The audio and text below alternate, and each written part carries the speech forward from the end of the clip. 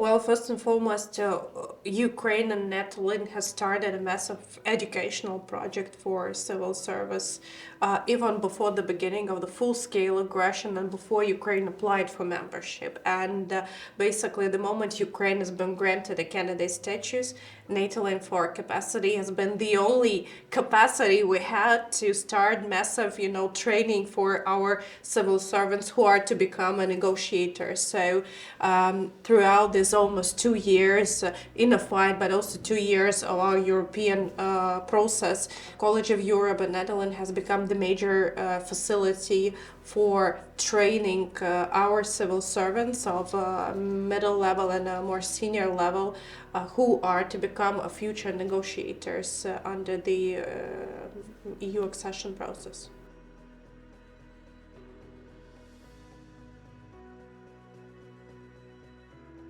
EU accession process covers all the areas of public life. We have a rather strong capacity in different ministries and institutions, but having a specific sectoral knowledge doesn't mean that you can apply in a proper way when you are negotiating the accession rules for a country, for Ukraine. And College of Europe has been building a knowledge base and the expertise to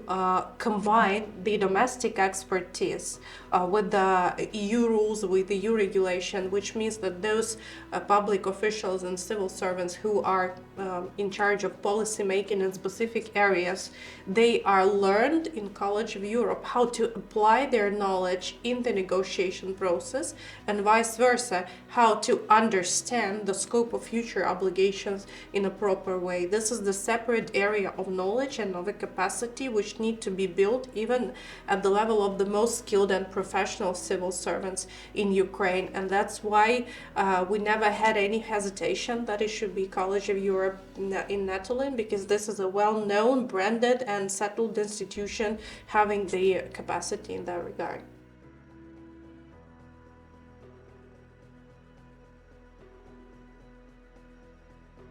We have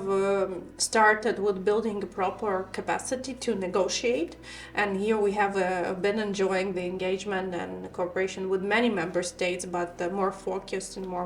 way with the College of Natolin. Secondly is the fundamental transformation, which are called fundamentals, which are the basic instruments of functioning of democratic institutions, reforms in the area of rule of law and fight against corruption, which are the baselines of every